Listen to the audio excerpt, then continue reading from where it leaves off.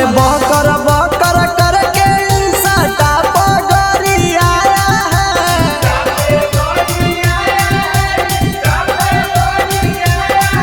अरे बाबा की फागुन में रौशन रोहिया पिटाया है।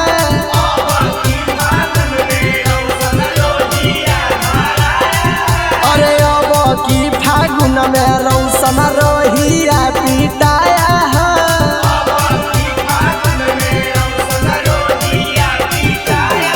अरे मारी मारी रोडावा पर खूबे दौड़ाया है।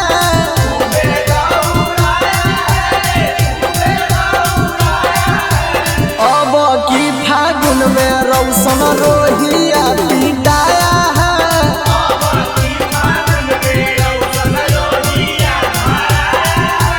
अब की फागुन में रौशन रोहिया पिटाया है।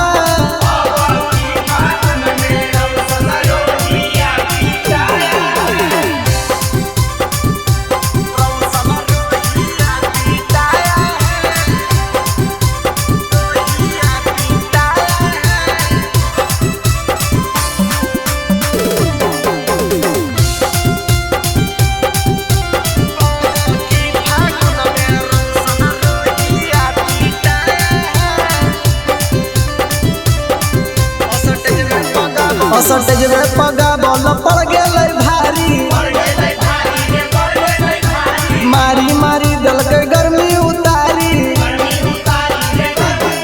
असटेज में पगा बल पड़ गए भारी, मारी मारी दल के गर्मी उतारी। अरे होल जब फायरिंग त माहौल गरम आया है।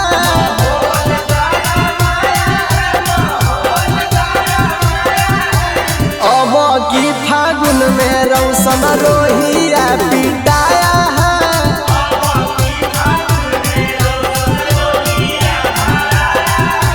अब की फागुन में रौशन रोहिया पिटाया है।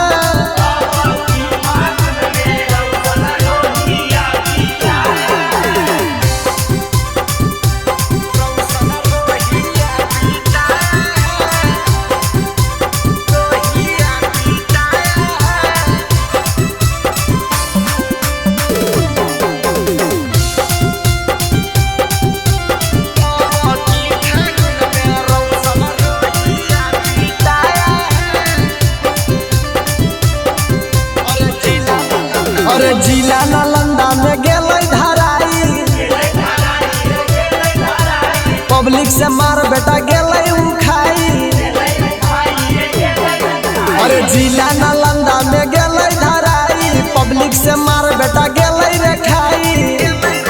अरे होलिया में रोहिया के औकात दिखाया है।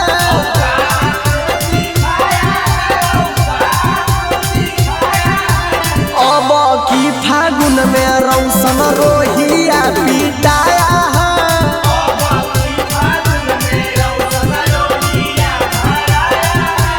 अब की फागुन में रौशन रोहिया पिटाया है।